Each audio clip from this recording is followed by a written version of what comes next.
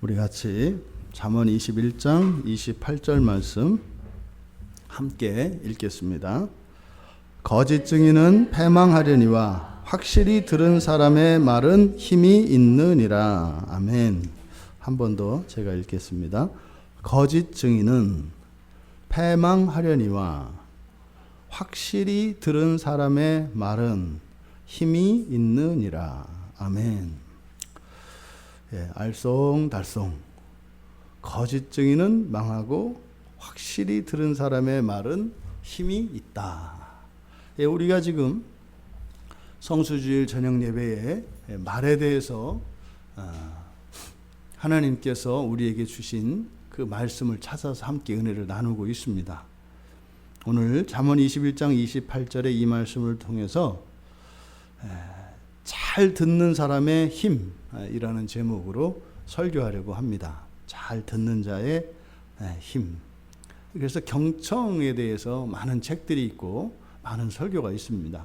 왜 그런가? 그리고 잘 듣는 것은 말과 무슨 상관이 있는가? 이것을 우리가 오늘 살펴보려고 합니다. 먼저 거짓 증인에 대해서 성경은 말씀합니다. 패망할 것이다. 그러면 이 거짓 증인은 누구겠는가? 먼저 이 거짓 증인 할 때 이 거짓이라고 하는 이 말은 속이는, 틀린, 잘못된 이런 형용사입니다. 그러니까 잘못된 증인, 속이는 증인, 틀린 증인 이런 뜻이겠죠. 그리고 여기에 사용된 증인이라고 하는 것은 또 사람에게는 증인이 되겠고, 만약에 어떤 사건을 입증하는 물건이라면 그건 증거가 되겠고, 그렇죠? 또 그것에 대한 말이라면 증언이 되겠죠. 그래서 증거, 증언, 증인 다 이렇게 사용할 수 있는 말입니다.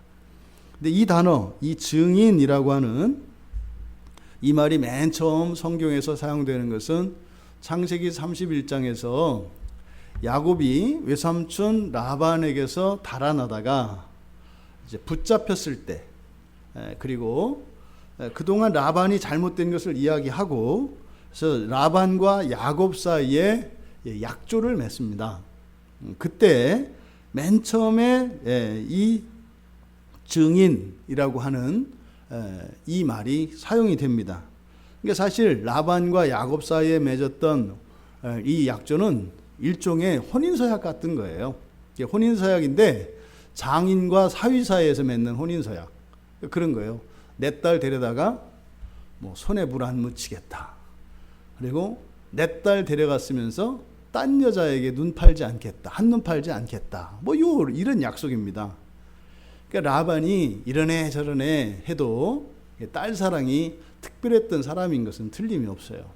그래서 네가 내 딸 데리고 가서 사랑해주고 호강시켜주고, 그리고 딴 데 한눈 팔지 않는다면 나 돌아가겠다. 괜찮다. 네가 날 속이고 이렇게 가서 사실은 널 죽이려고 쫓아왔지만 내 딸을 네가 사랑해주고 이렇게 한다면 괜찮다. 이렇게 이제 해서 언약을 맺는 겁니다. 그때 이제 이 단어가 처음 사용이 되는데, 우리가 하나님과 사람 사이에 맺는 약조, 이걸 보통 언약이라고 합니다. 언약.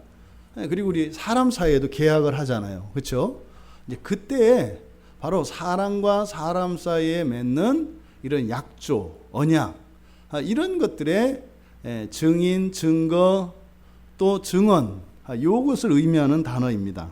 그러니까 잘못된 증인, 틀린 증인, 속이는 증인, 증언, 이런 거겠죠. 이것은 어떻게 한다? 패망한다. 이렇게 얘기해요. 패망한다는 것은 1차적으로는 맨 끝에 가면 사라지는 겁니다. 소멸하는 겁니다. 죽어서 없어지는 겁니다. 그러니까 사람으로 치면 죽는 것이 되겠고, 물건으로 치면 파괴되는 것이 되겠죠. 이게 이제 패망입니다.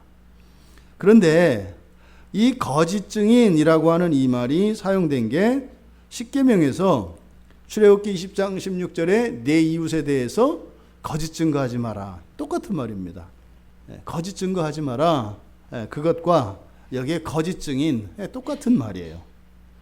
그리고 잠언 6장 19절에서 이렇게 거짓 증거하는 이런 거짓 증인은 형제를 이간하는 자라고 이야기를 합니다.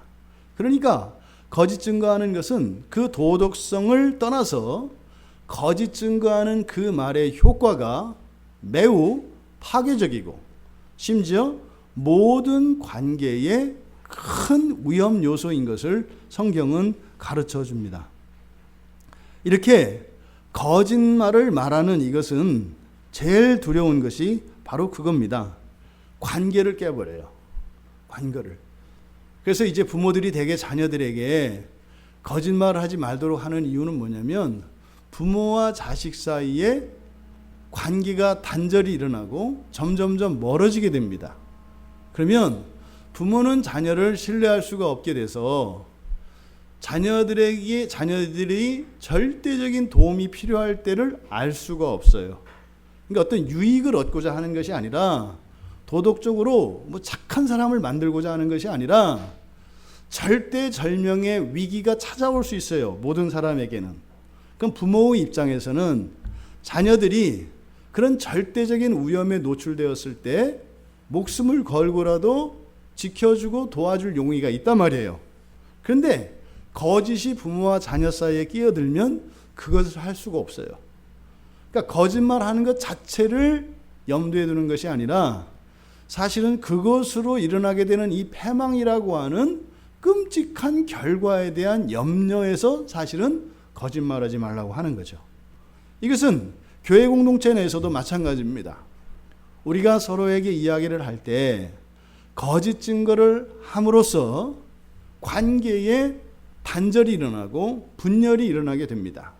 그럼 교회라는 것은 세상과 거룩한 성도들이 함께 섞여 있는 곳입니다만 교회라고 하는 이름 안에 들어있지 않습니까? 그러니까 여기는 영적인 전쟁터라고요. 가장 치열한 세상의 끝은 교회입니다. 저 역전 앞에 있는 뒷골목이나 시장이 세상 끝이 아니라 교회가 세상 끝이에요. 교회는 이 세상의 최후의 보루입니다. 무슨 말이냐면 이 세상을 땅이라고 할 때 저 땅 끝이 이게 벼랑이에요. 교회는 이 땅 끝이라고요. 땅 끝. 우리 현관문이 지금 이렇게 안팎이 밖에 있잖아요. 모르셨던 분들은 지금 우리 현관문이 밖에 있어요. 안과 밖이. 그래서 밖에 갈 게 안으로 들어와 있고 원래 안에 있는 면이 밖으로 가 있어요. 그래서 우리 교회 문만 이 건물에서 다 달라요. 다른 문은 다 안으로 들어가는 문이에요. 근데 이 건물에서 유일하게 밖으로 나가는 문이 있어요. 이게 우리 교회 문이에요. 그러니까 이게 우리 교회하고 딱 맞는 거예요. 계단에서 문을 열고 들어온다고 들어왔는데 들어오면 어디예요? 그러니까 광야가 되는 거예요. 광야. 이 문이. 그러니까 전 그냥 뒀으면 좋겠는데 주인 입장에서는 이게 공사 잘못한 거로 바꾸라고 하는데 여러분 저거 안 바뀌게 여러분 기도 좀 하세요. 그러니까 우리 교회를 제외하고 나머지가 다 세상이에요. 예? 그래서 문 열고 나오면 여기만 광야 여기가. 그러니까 그런 거예요. 교회는 그런 겁니다. 땅 끝이에요. 땅 끝. 그러니까 여기는 어떻게 돼요? 한 발만 잘못 내디면 죽어요. 그래서 온갖 이단과 잘못된 강력한 것들이 어디 있어요? 교회 안에 있다고요. 교회 안에. 그러니까 우리가 교회를 오해하면 안 돼요. 교회가 이렇게 평화롭고 따뜻한 곳, 거긴 더 이상 교회가 아니에요. 거기는 아마 소돔과 고모라 안에 있는 어떤 대저택이겠죠. 어떤 성 아니겠죠. 교회는 그런 곳이 아니에요. 여러분들이 교회를 절대 오해하시면 안 돼요. 교회 왔는데 뭐 이따오야, 이따오만 하는 게 아니라 저따오도 하고 곧따오도 하고 다 그러는 거예요. 원래 교회가 그런 거예요, 원래. 그러니까 뭐겠어요? 굉장히 위기가 있는 곳이라고요. 긴장이 있는 곳이에요. 그런데 그렇다 해서 우리가 막 불안하고 뭐 이러느냐? 그렇지 않아요. 왜요? 성령께서 붙잡으시니까. 땅속 깊숙한 내륙 지역에 있는 것보다 이 벼랑 끝을 마치 고개사가 줄 타는 것처럼 걸어가는데 우리는 안전해요. 왜요? 성령이 붙잡으시니까. 그러니까 여러분들이 벼랑 끝을 걸으면서 저 벼랑을 향해서 몸을 던져도 안 넘어간다니까요. 왜요? 성령이 잡으시니까. 그래서 우리의 안전은 어떤 환경 속에 있느냐에 달려 있는 것이 아니라 성령 안에 있느냐, 밖에 있느냐, 이것이 중요한 거죠. 이것에 따라서 안전과 위험이 결정이 되는 겁니다. 그러면 이 교회 공동체 안에서도 이 거짓 증인, 거짓 증언이라고 하는 이런 잘못된 증언, 이런 것들은 어떻게 된다고요? 이간한다고요. 이간하는 목적은 공동체를 깨는 데 있다 이 말이에요. 중요한 건 여러분, 잘하는 것이거나 훌륭하게, 이게 아니에요. 뭐예요? 우리가 서로 사랑하며, 우리가 정말 우리 오전에 우리가 설교에서 이야기 들었던 것처럼 우리들의 생명은 어디에 있다고요? 하나님께 있다고요. 그럼 10달 동안, 그 수태 기간 동안은 어떻게 해요? 어머니 뱃속에 잘 있어야 돼요. 6달, 7달, 8달 돼서 중간에 유산되면 안 된단 말이에요. 중요한 것은 뭐예요? 버티는 거라고요. 버티는 거. 근데 여기서 이간한다는 것은 뭐예요? 떼어놓는 거예요. 어머니 뱃속에서 밀어내는 거라고요. 그럼 사탄하면 죽어요. 그러니까 여기서 지금 이 거짓 증거, 거짓 증언이라고 하는 이것이 심지어는 형제간에도 이간되는 일이 일어나고 교회 공동체 안에서도 이런 일이 일어난단 말이에요. 그러니까 이 세상의 교회에서 일어나는 모든 것들은 말과 관계되어 있습니다. 무슨 말이요? 거짓말이요. 거짓말. 그럼 이 거짓말이 뭐냐? 이거는 없는 이야기를 이렇게 날조하는 거, 그런 것도 거짓말이죠. 그리고 사실은 뭐예요? 감추는 겁니다. 사실을 감추는 것, 왜곡하는 것. 때로는요, 침묵도 거짓말이 됩니다. 방관하는 것도 거짓말이 됩니다. 그러니까 이 거짓말이라고 하는 것은 우리가 뭐 거짓말 안 하겠다 이렇게 작정한다고 거짓말을 안 할 수 있는 게 아니에요. 그렇게 되는 게 아니에요. 그래서 잠언 14장 5절에 보면 어떻게 거짓말을 하지 않게 되고 어떻게 거짓말 하게 되는가를 이야기합니다. 잠언 14장 5절에서 그렇게 말해요. 신실한 증인은 거짓말하지 아니하여도 거짓 증인은 거짓말을 한다. 그러니까 거짓말을 하고 안 하는 것은 뭐에 달려 있다고요? 믿음에 달려 있다고요. 이 신실한이라고 하는 것이 믿음에 대한 번역이에요. 믿음이 있는 사람은 거짓말하지 않는다. 그러니까 거짓말은 그냥 도덕적인 정직성을 말하는 게 아닙니다. 사실은 우리가 거짓말하지 않을 수 있는 것은 뭐라는 거예요? 믿음이에요. 그러니까 거짓말은 믿음과 관계되어 있다 이 말이에요. 그럼 자꾸 내가 거짓말을 하게 돼요.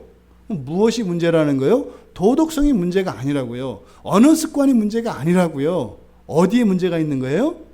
믿음에 문제가 있는 거예요. 여러분들이 쉽게 이것을 확인할 수 있어요. 여러분 친구들에게는, 형원아, 친구들한테는 속 얘기를 맘 놓고 할 수 있어 없어? 이때 친구라고 하는 거 머리 안 써도 돼. 이때 친구라고 하는 것은 네가 전적으로 믿는 사람을 말하는 거야. 그 말을 하잖아. 근데 어른들한테 괜히 이제 거기다 아빠를 대면은 나만 손해니까 선생님한테 모든 걸 다 할 수 있어 없어? 그 못하죠. 이건 뭐의 문제예요? 믿음의 문제라고요. 친구에게는 내 이야기를 속 이야기를 해도 그것이 이 친구와 나 사이에 관계에 나쁜 영향을 끼치지 않을 거라는 걸 믿고, 그죠? 또 이것이 훗날 친구에게 이야기한다 하더라도 이것으로 인해서 내가 다른 사람들과의 관계에 피해를 입지 않을 것이라고 하는 믿음이 있을 때 말을 하죠. 그래서 이 거짓말이라는 것은 믿음과 관계되어 있다 얘기를 하는 거예요. 믿음과. 그러니까 믿는 만큼 사실을 말할 수 있어요. 그러니까 여러분들이 우리 그 강경화 집사님 조카, 지원이하고 지금 어쨌든 미국 가기 전에 어쨌든 이 아이가 신앙이 좀 잘 세워지고 또 한글을 잘 쓸 수 있게 되기를 바라서 같이 성경 공부, 교리 공부도 하고 한글 공부도 하고 해요. 근데 이제 이 아이가 이제 그러는 거죠. 여기 와서 이제 한국에 와서 뭐 이렇게 저렇게 생활을 하고 했는데 사실 속 이야기를 다 할 수 있는 사람이 별로 없어요. 없다고요. 그건 뭐 때문에 그래요? 믿음 때문에 그래요. 믿음 때문에. 근데 믿음이 있으면 속 이야기를 다 할 수 있단 말이죠. 그럼 얘기가 점점 이렇게 깊이까지 들어가요. 속 얘기를 다 들어간다고요. 제가 미국 교회를 물어봤어요. 미국은 교회가 어떠냐? 이제 제가 이제 뭐 미국의 최신 정보 아니에요. 거기서 살다 오는 애니까. 이제 교회 얘기를 물어봤죠. 그랬더니 미국 교회가 오랫동안 그 나쁜 쪽으로 변질된 것 중에 하나가 뭐냐면 목회자와 성도의 관계예요. 지금은 없어요, 거의. 그러니까 이제 우리 권사님 말씀 들어보니까 한인교회는 그래도 이렇게 이제 목사와 성도 사이에 어떤 이런 유기적인 관계가 있는 거예요. 그래서 신방도 하고 상담도 하고 이렇게 하는 거예요. 그러니까 미국 그 현지 교회의 상황을 보니까 이게 목사는 굉장히 기능적이에요. 구약의 제사장처럼 예배를 인도하는 사람이에요, 그냥. 그리고 나서 상담은 정신과 의사에 가서 해요. 그리고 또 정말 현실적인 어떤 문제들은 그 분야 전문가에게 찾아가서 이야기해요. 그러니까 이야기가 다 이렇게 분화되어 있어요. 전문화되어 있고. 근데 교회 안에서는 목사들이 모든 것의 전문가는 아닙니다만 어떤 전문가에 뒤지지 않는 게 목사들이에요. 왜 그런 줄 아세요? 우리는 진리를 다루는 사람들이기 때문에요. 구체적인 지식은 몰라요. 근데 있잖아요. 방향과 옳고 그름은 정확하게 목사들이 알아요. 그래서 목사들하고 이야기가 잘 되는 사람일수록 되게 유식한 사람들이에요. 대개는 무지한 사람들하고 이야기가 잘 안 돼요. 왜? 무지한 사람들은 자기가 뭘 알고 있는지를 모르기 때문에 말을 해도 무슨 말을 하는지를 몰라. 그래서 무슨 말 한지도 모르고 무슨 말을 들었는지도 몰라. 그러니까 말을 해도 무슨 말을 하는지도 몰라. 유식한 사람은 알아요. 자기가 알고 있는 것을 정확히 알고 알아요. 그러니까 어떻게 돼요? 아는 것과 모르는 것을 얘기한다고요. 그래서 제가 목사가 되고 나서 경험한 특별한 것들이에요. 박사 정도 되면은요, 이야기하기가 굉장히 쉬워요. 심지어는 그분의 어떤 전문 분야에 대해서 이야기를 해도요, 얼마든지 이야기해 줄 수가 있어요. 원래 그런 거예요, 원래.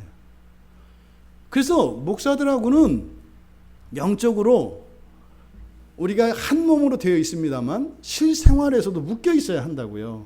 근데 미국 교회에서는 더 이상 그게 없대요. 재밌는 얘기 들었어요.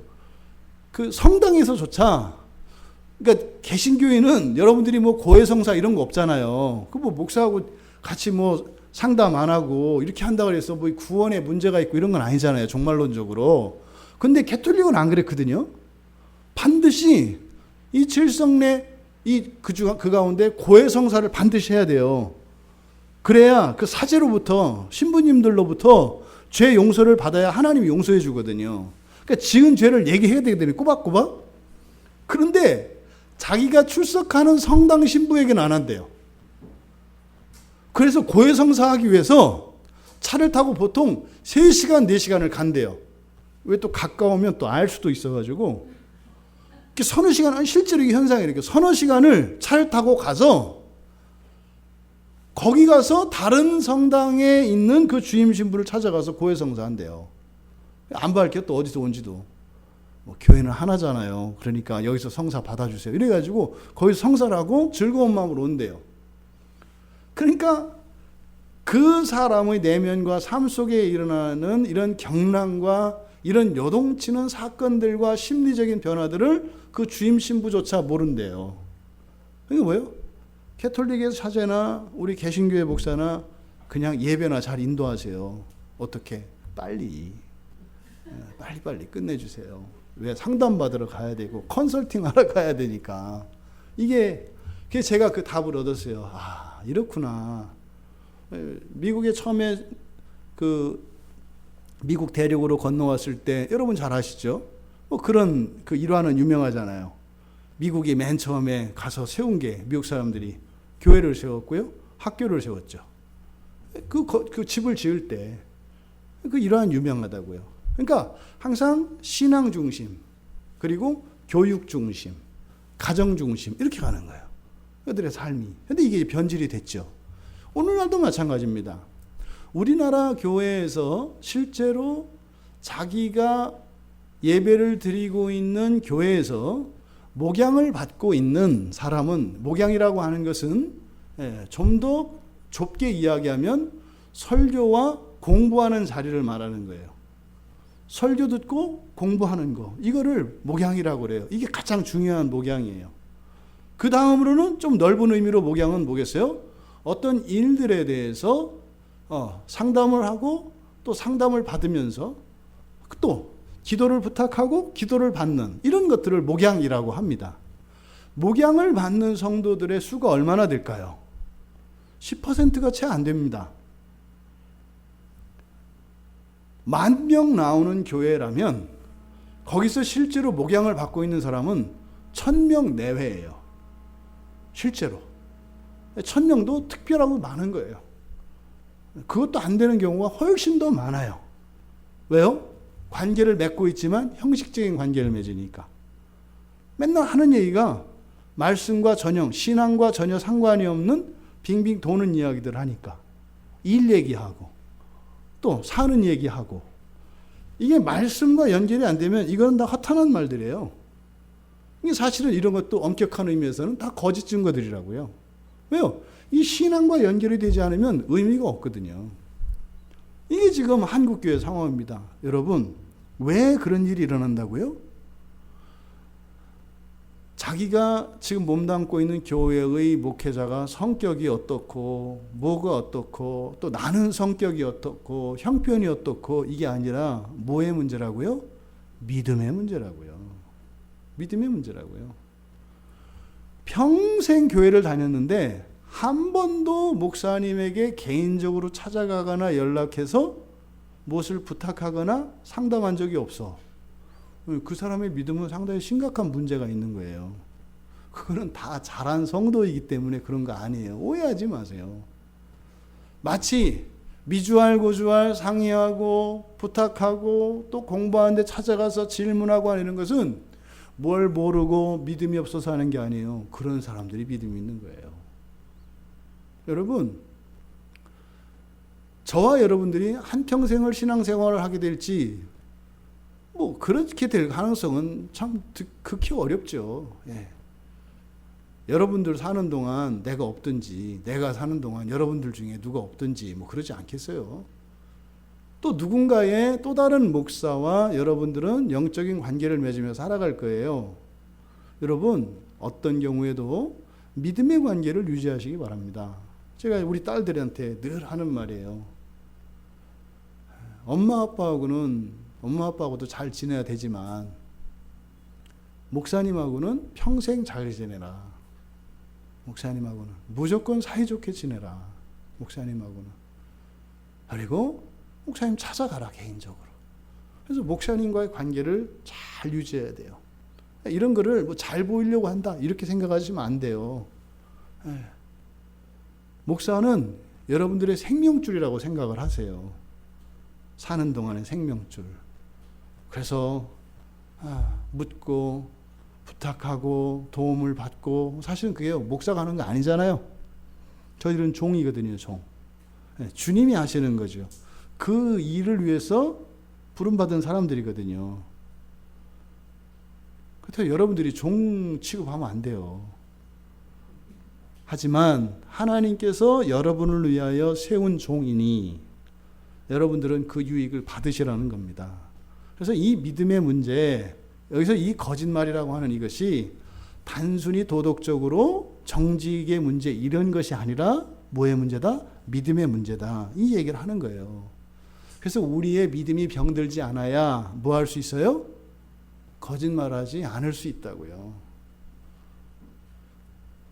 지난번에 도우미 사모님 그때 왔을 때 그 얘기를 하더라고요. 이렇게 했더니 거짓말하는 사람들은 엄한 아버지 밑에서 커서 그렇다고 그러더라고요.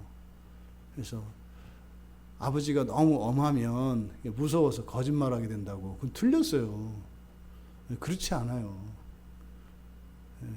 무서운 아버지 밑에서 큰다고 절대로 거짓말하는 아이가 되지 않아요. 무서운 아버지 밑에서 크면 용기 있는 아이가 생겨납니다. 무서운 가운데에서 그런 정직과 성실 이런 것들을 지켜내려면 뭐가 필요해요? 용기가 필요하거든요. 오히려 그런 엄한 부모님은 자녀들에게 큰 유익이 되지 결코 그것이 흠이 되지 않아요. 근데 왜 그런 얘기를 할까요? 요즘에 하는 심리학은 항상 누구예요? 병자들 관점에서 얘기를 하고 그 핑계를 마치 진짜처럼 얘기한다고요. 이제 상담하면 그런단 말이에요. 너 왜 그렇게 했어? 우리 아버지가 옛날에 너무 무섭고 무식하고 얘기도 안 통하고 그래서 말을 해봐야 도대체 이거는 싸움만 나고 이랬어요. 그래서 저는 그럴 수밖에 없었어요. 세상에 가엾은 양이로구나. 플레이. 거짓말이에요. 회피하는 거죠. 책임을 전가하는 거죠. 거짓말이에요. 믿음이에요. 여러분들이 목회자와 이야기가 이렇게 잘 안 돼요. 이야기가 꺼려져요. 왜 그래요? 믿음의 문제가 있는 거예요. 그걸 여러분, 이 거짓말의 문제를 단순히 이것이 그 사람의 도덕성이나 그 사람의 성격이나 성품과 연결시키지 말라는 거예요. 성경은 믿음의 문제가 있다는 거예요. 여러분들이 누군가를 절대적으로 신뢰한다면 이야기를 해요. 근데 여러분 봐보세요. 마음 좋은 사람한테 여러분들이 거짓말 안 하던가요? 더 해요. 더 한다고요. 엄한 사람은 무서워서 나중에 후환이 두려워서 줄여서 하지만 만만한 사람한테는 어떻게 해요? 거짓말하는 거 손바닥 뒤집기처럼 한다고요. 왜? 뒤집으면 되니까. 절대로 거짓말은 믿음 이외의 다른 것과 관련되어 있지 않습니다. 믿음에 관한 문제입니다. 혹시 여러분들의 삶 속에서 이런 거짓의 문제를 가지고 고민하고 있다면 거짓말하지 말아야지, 정직해야지 이렇게 할 문제가 아니라는 거예요. 뭐예요? 믿음의 주이신 그리스도께 하나님 저에게 믿음을 주십시오. 그래서요, 감추는 것 없고 왜곡하는 것 없고 삭제시키는 것 없고 있는 그대로를 말할 수 있는 우리 모두가 되기를 바랍니다. 패망이라고 하는 말을 봐도 이것이 믿음과 관계되어 있는 것임을, 거짓말이 믿음과 관계되어 있는 것임을 알게 돼요. 이 패망이라고 하는 이 말이 섬긴다라고 하는 아바드라고 하는 말과 발음은 같아요. 그러니까 참 희한하죠? 누구를 섬기냐에 따라서 한쪽은 영원히 살고 한쪽은 죽어요. 그러니까 하나님을 섬기면 살아요. 근데 거짓말하는 것은 그러니까 누구를 섬기는 거예요? 세상을 섬기는 거예요. 그러니까 이게 거짓말하게 되거든요. 그러니까 세상을 섬기면 그렇게 된다는 거예요. 그래서 이게 패망한다는 말이 그런 거거든요. 그래서 이 패망한다고 하는 말은 출애굽 이후에 성경에 등장하는 말이에요. 망하고 멸망당하고 이런 게 없어요. 이 패망한다는 말이. 그러니까 출애굽기 10장에 하나님께서 이스라엘 백성들을 이렇게 구원해 내실 때 10가지 재앙이 막 일어나잖아요. 그러니까 이제 메뚜기 재앙, 우박 재앙까지 일어나고 나서 이제는 그 술사들과 이런 모든 사람들이 이제 두 손 두 발 다 들었고 확실히 알았어요. 야, 이거는 정말 창조주께서 하는 일이다. 이거 뭐요? 이미 이 일이 이 애굽에서 일어나기 시작했으니까 우리는 뭐다? 죽은 목숨이다. 이걸 다 안다고요. 그래서 메뚜기 재앙이 일어나기 직전에 바로의 신하들이 말해요. 어느 때까지 이 사람이 우리의 함정이 되리까? 그 사람들, 이스라엘 사람들이죠. 이스라엘 사람들을 보내서 여호와 하나님을 섬기게 하세요. 왕은 아직도 애굽이 망한 줄을 알지 못하십니까? 망한 줄, 이게 아바드예요. 앞에 하나님을 섬기는 거, 이것도 아바드예요. 그들로 하여금 하나님을 섬기게 하면 우리가 멸망당하지 않습니다. 이 얘기예요. 그러니까 여러분, 하나님을 섬기면 멸망당하지 않아요. 근데 하나님을 섬기지 않으면 멸망당한다니까요. 그래서 이 멸망당하다라고 하는 여기에 사용된 이 패망하다 이 말은 죄와 관련되어져서 하나님의 진노로 말미암아 멸망하는 것을 패망한다 이렇게 얘기를 해요. 그러니까 거짓 증인은 패망한다라고 할 때 이 패망, 거짓말을 하는 것은 무엇과 관계되어 있어요? 믿음과 관계되어 있다 이 말이에요. 그래서 거짓말의 결과가 불신자, 불순종하는 자들에게 내리시는 하나님의 진노의 결과가 일어난다고 얘기를 하는 거예요. 그러니까 이 거짓말은 신앙의 문제라는 게 확실해지죠. 레위기 23장 30절에 보면 이렇게 말씀하세요. 이날에 누구든지 어떤 일이라도 하는 자는 어떤 날인 것 같으세요? 이 날이? 예, 안식이래요. 이 날에 누구든지 어떤 일이라도 하는 자는 이 안식이래요. 우리가 얘기하는 성수주일이고요. 내가 그의 백성 중에서 멸절시키리니. 이게 패망과 같은 말이에요. 그러니까 이 안식일을 범하는 자는 내가 반드시 멸절시키겠다. 이게 뭐예요? 불신앙과 관계되어 있는 거라니까요. 그래서 이 패망이라고 하는 것은 여호와의 말씀에 불순종하고 신앙에 반하는 행동의 결과를 나타내는 말이에요. 그래서 거짓말은 신앙의 문제다. 신앙의 문제다. 이렇게 얘기를 하는 거예요. 그리고 확실히 들은 사람의 말은 힘이 있다. 이거는 이제 굉장히 의역을 한 겁니다. 이게 본문의 뜻을 잘 못 나타내고 있어요. 그러니까 사실은 앞에 거짓 증인과 확실히 들은 사람이 대꾸를 이루겠고, 그죠? 패망하는 것과 힘이 있는 것, 이게 대꾸를 이루겠죠. 서로 대조하는 거니까. 그렇죠? 앞에 거짓말하는 사람, 그 거짓 증인은 뒤에 그것과 정반대의 사람은 확실히 들은 사람이에요. 그거 보세요. 거짓말의 반대는 정직이 아니라니까요. 거짓말의 반대는 정직이 아니에요. 거짓말하는 사람의 반대는 누구라고요? 잘 듣는 사람이에요. 잘 듣는 사람. 이게 지금 우리말로 확실히 들은 사람이라고 번역되어 있습니다만, 이게 그러니까 여러분 쉐마, 샤마라고 듣다라는 말이거든요. 그러니까 듣는 사람이에요. 이렇게. 그러니까 거짓말하는 사람과 누구를 대조시키고 있어요? 듣는 사람을 대조시키고 있어요. 그러니까 거짓말은 신앙과 관계되어 있다고 그랬는데, 또 하나 거짓말은 무엇과 관계돼요? 듣지 않는 것과 관계되어 있어요. 여러분 대화하다 보면 그러지 않아요? 나는 동쪽으로 가라고 했는데 내가 서쪽으로 가라고 얘기했다 그래요. 거짓말하는 거잖아요. 왜 그래요? 잘못 들어서 그런 거예요. 잘못 들으면 거짓말하게 돼 있어요. 그러니까 틀린 말을 하니까. 그러니까 틀린 말도 거짓말이라니까요. 그래서 잘 들어야 돼요. 그래서 지금 성경에서는 거짓말하는 사람과 잘 듣는 사람을 대조시키고 있어요. 그 말은 뭐예요? 잘 듣지 않으면 거짓말하게 되는 거예요. 그렇지 않아요? 저는 지금까지 수박 껍질이 음식물 쓰레기인 줄 알고 그거를 또 쓰레기 봉투에다 못 뿌리고 또 법을 지킨다고 그거 칼로 쪼개느라고 애썼어요. 그게 뭐예요? 잘못 들어가지고 잘못 들어서 그냥 톡톡해서 쓰레기 봉투에 넣어서 버리면 되는데, 그거를 음식물 쓰레기 봉투에 넣으려니까 이게 또 그냥 넣으니까 또 공간을 너무 차지하잖아. 좀이라도 더 넣으려고. 그걸 또 일일이 뭐 그 칼질을 하다가 또 안 들어가면 또 왜 또 칼이 안 드나, 또 이건 왜 안 갈아놨어, 뭐 이렇게 해서 뭐 말도 안 되는. 그러니까 뭐예요? 잘 듣는 게 중요해요. 잘 듣는 게. 그럼 보세요. 신앙과 관계되어 있는 게 거짓말이라고 그랬어요. 그러니까 여기서 잘 듣는다 할 때 누구의 말을 잘 듣는 거겠어요? 하나님 말씀이겠죠. 첫째로. 하나님의 말씀을 잘 들어야 해요. 오늘 새벽에 대한예수교 장로의 신천지 청년들이 왔었다고 했잖아요. 와서 그냥 막 말을 하는데 다 거짓말이거든요. 근데 본인들은 거짓말이라고 생각 안 해요. 사실이고 진리라고까지 생각하죠. 그 마음은 얼마나 예뻐요? 여러분 마음 느낄 수 있잖아요. 그죠? 그 죽지는 때 앞에서 요새같이 바깥에 그냥 걷는 것도 힘든데 말이에요.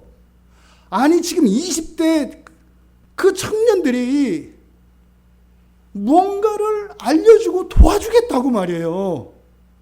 그 아침, 이른 아침 시간에 얼마나 예뻐요. 그 마음은 정말 예쁘다니까요. 그 영혼이 얼마나 맑고 귀해요. 그 사람들의 문제는, 그 청년들의 문제는 딱 하나예요. 거짓말이죠. 거짓말.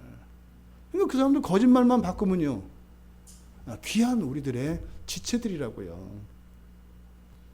여러분들이 신천지나 이런 사람들 만났을 때 사탄아 물러가라 그러지 마세요. 그러지 마세요. 제발. 우리 교인들은 그러지 마세요. 그렇다고 또 뭐 신천지 어떻게 가르쳐요? 뭐 더 그러지 말고. 더 그러지 말고. 그들의 그 마음은 알 수 있잖아요.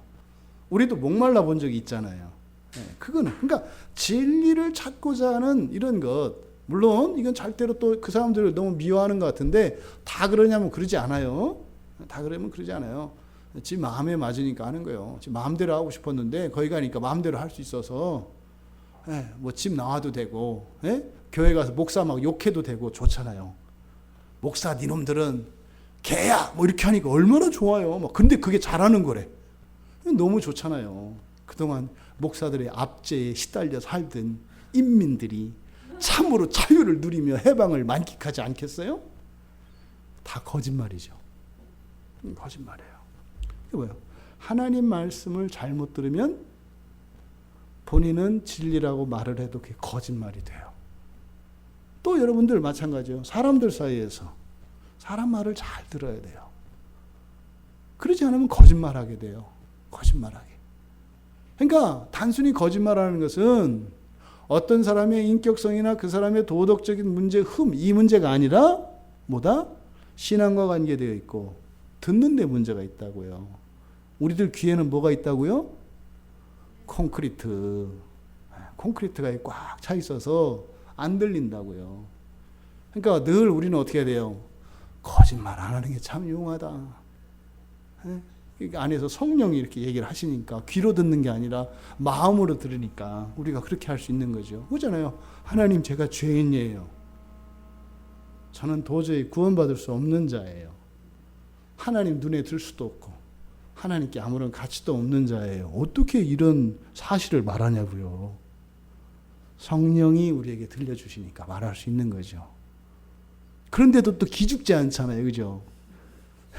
진짜 주님. 제가 좀 뻔뻔한 거. 왜요? 예수님을 믿기 때문에. 이거 어떻게 이런 일이 일어나요? 여러분, 진짜 사회생활에서 이런 사람이 있으면 진짜 피곤해요. 실수와 잘못이라는 건 다 해내고 방긋방긋 하면서 맨날 미치는 거예요. 잘못을 다 해놓고 그걸 뭐라고 할 수가 없어. 이런 사람 다 되시기 바랍니다. 잘못하지 않고 그럴 수 있어야죠. 그죠? 근데 어떻게 우리가 그렇게 해요? 우리 안에서 들리기 때문에. 그래서 이기로 듣는 게 아니에요. 이기로. 마음으로 듣는 거예요. 마음의 귀로. 그래서 여러분들이 하나님의 말씀을 들을 때, 사람의 말을 들을 때 마음이 열리지 않으면 안 들립니다. 우리 교회 대표적으로 우리 박경자 집사님이 그 경험했을 거라고 봐요. 옛날에 어떤 사람의 말이 안 들려. 무섭고 떨리기만 해. 그때 마음이 열리니까 이게 무슨 말인지 알겠는 거야. 옛날에 내가 괜히 혼자 무서워하고 혼자 괜히 거리감을 둔 거야. 마음을 열리니까 그게 들리니까. 근데 뭐예요? 마음이 아니라 귀로 들으려고 하니까 표정을 살피고 행동을 살피고 뭐 말투를 살펴서 귀로 들을 땐 그거잖아요. 우리의 눈에 보이는 거, 귀에 들리는 거, 이게 세상이 우리의 귀 아니에요. 우리의 감각은. 그런데 마음으로 듣는 건 그런 걸 보는 거 아니거든요. 그 이면에 있는 것을 듣는 거거든요. 제가 예전에 육체의 눈과 귀로 우리 아버님을 들을 때, 지금 생각하면 지금도 너무 많이 마음이 아파요. 아버지가 굉장히 외로운 분이었겠구나. 이걸 알겠는 거예요. 왜? 그냥 무서우니까 거리를 두는 거죠. 이렇게. 무슨 얘기면 화난 것 같고. 이게 사실 왜 화난 것 같을까요? 내가 아버지한테 걸리면 야단 맞을 뭐가 있는 거예요. 알지도 못하는데 괜히 안다고 생각하고 자기가 이렇게 피하는 거지. 이게 왜요? 육체의 감각을 이용하면 그런 거예요. 근데요, 마음의 감각을 이용하면 어떻게 돼요? 아버지 혹시 오늘 무슨 안 좋은 일이 있으셨나? 건강이 나빠지셨나? 마음이 힘드신가? 그제 중복이었는데 보신탕을 못 드셔서 기력이 떨어지셨나? 마음이 열리면 그렇게 되는 거예요. 근데 우리의 육체의 감각을 의지하게 되면 사실은 사실을 보는 게 아니라 뭘 봐요? 내 감정을 보죠. 내 감정을 봐요. 내가 좋을 땐 다 좋고 내가 안 좋으면 다 나빠요. 이렇게 되는 거예요. 여러분, 마음으로 들을 수 있는 여러분들 다 되시기 바랍니다. 그래서 보이는 것 너머에 있는 그 진실을 볼 수 있게 되길 바랍니다. 그래서 거짓을 말해도 진실을 보고 진실을 이야기할 수 있는 여러분들 다 되시기 바랍니다. 근데 여기에 확실히 들은 사람, 그냥 듣는 사람이에요. 그냥 확실히는 강조한 거예요. 그러니까 잘 들어라 이런 것을 이제 강조하기 위해서 한 거죠. 듣는 사람이에요. 듣는 사람.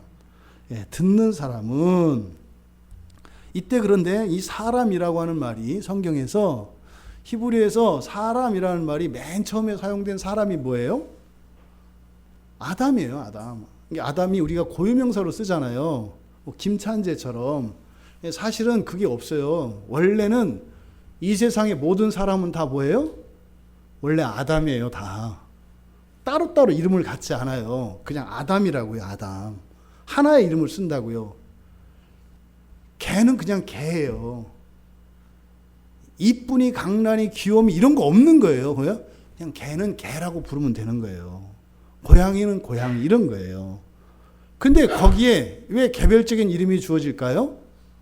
차별화하느라고. 이게 죄죠. 아니 네 개나 네 개나 식탁에 올라가면 다 사람의 영양에 도움을 주는 영양탕이 되는 거지. 뭘 그거를.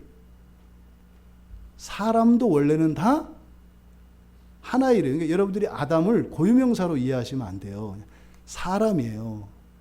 그런데 죄를 갖고 난 뒤로 우리는 사람이라는 이름을 쓰지 않고 각자 이름을 쓰죠. 분열이잖아요. 이게 그런데 예수 그리스도 안에서 우리가 이름을 회복하죠. 우리 다 같은 이름 쓴다 그랬잖아요. 뭐예요? 그리스도인. 첫 창조된 사람을 그래서 사람이라고 하고 재창조된 사람을 뭐라고 해요? 그리스도인이라고 한다고요. 아담은 그냥 사람인데 그리스도인은 사람의 존재론적인 그 한계를 뛰어넘는 신이라 불리는 새로운 사람이다. 이렇게 말씀을 드렸잖아요. 근데 여기에 사용된 이 사람 할 때 아담이라고 하지 않아요. 이쉬라고 하는 말을 써요. 이쉬라고 하는 말은 성경에서 사람이라고도 쓰고 이씨가 아니라 이쉬예요.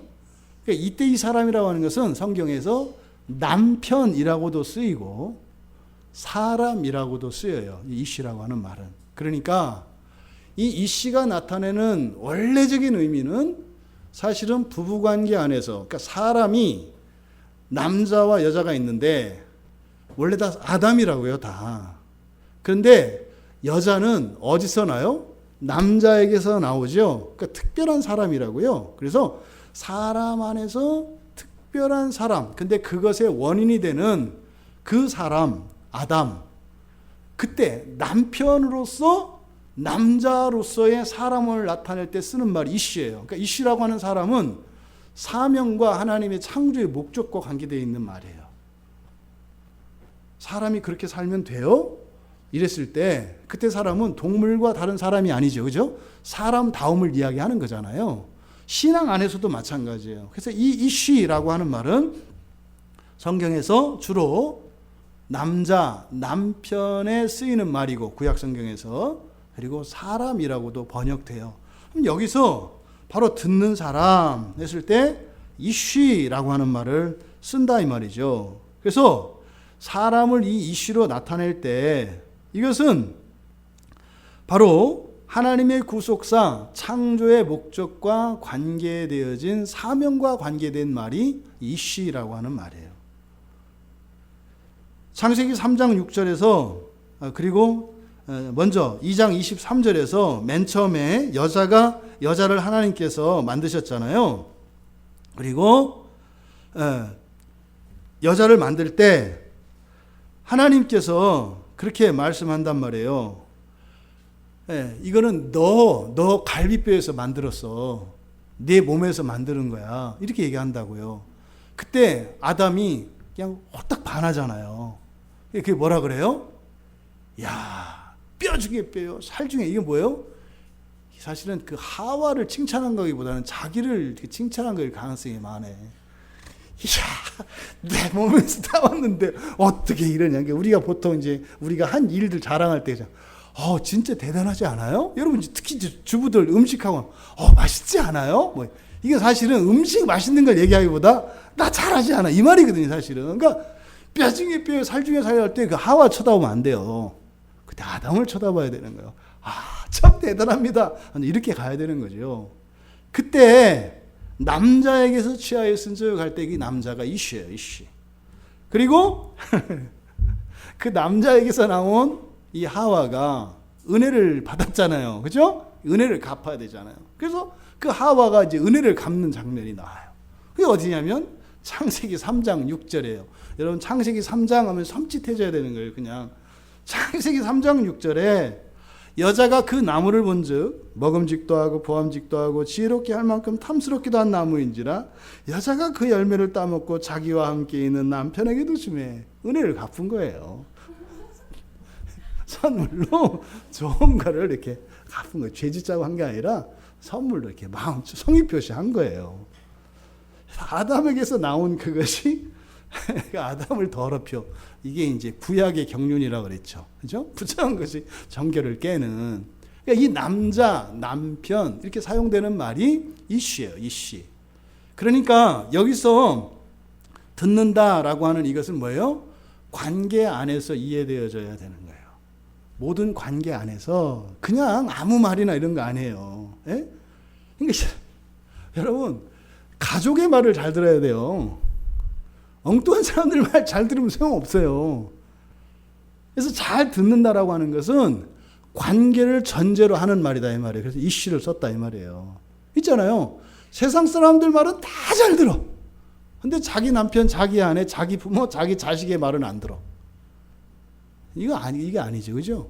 그래서 이쉬라고 하는 것은 뭘 전제로 한다? 관계를 전제로 한다. 관계를 전제로 한다. 그래서 내가 말을 들어야 되는 것은 나의 관계망 안에 있는 대상이라는 거예요. 그랬을 때 힘이 있다. 여기서 힘이 있다라고 하는 말은 완전 의역이에요. 완전 의역. 그대로 직역하면 그냥 듣는 사람은 영원히 말한다. 이게 직역이에요. 듣는 사람은 영원히 말한다. 근데 앞에 뭐 했어요? 거짓말하는 사람은 어떻게 한다? 죽어서 멸망해서 없어진다. 근데 듣는 사람은 영원히 말한다. 그러니까 말하는 게 굉장히 중요한 거죠. 말하는 것 자체가. 근데 사람들에게 말하는 게 허용이 돼. 그게 뭐예요? 태어나는 거죠. 그런데 어떤 사람은 그게 거두어지는 사람이 있고 어떤 사람은 그것을 계속하는 사람이 있어요. 근데 말에는 힘이 있다고 그랬잖아요. 그래서 우리말 성경에 번역할 때 힘이 있느니라 이렇게 번역을 하는 거예요. 영원히 말할 수 있는 여러분 되시기 바랍니다. 아시죠? 이렇게 순간적으로 섬찟한 얘기는 계속 말 많은 사람이 되라는 거 아니에요. 잘 때까지 말하는 사람이 되라는 게 아니라 진리를 죽지 않고 영원히 말하는. 왜요? 진리를 말할 때 그 진리는 역사하는 힘이 있어서 커서 세상을 재창조하니까. 거짓말과 믿음의 관계, 그리고 거짓말과 듣는 것의 관계, 그리고 말의 능력, 그리고 말을 계속하는 것과 더 이상 말을 할 수 없게 되는 것. 이것은 사실은 구원의 문제입니다. 우리가 하나님 나라에 들어가고 영생을 누린다고 할 때 거기에는 무엇이 포함되어 있는 거예요? 영원히 말하는 것이 포함되어 있는 거예요. 여러분들이 날마다 신앙이 자라가며 마음으로 더 잘 들을 수 있는 이런 영적인 귀가 열려서 우리가 일상에서 하고 있는 거짓과 잘못된 것들, 그래서 파괴적이고 해치고 이간질하게 되는 이런 거짓말들은 사라지고 살리는 그 말을 영원히 할 수 있는 우리 모두가 되기를 주님의 이름으로 축원합니다. 우리 말씀을 생각하며 잠시 기도하겠습니다. 거짓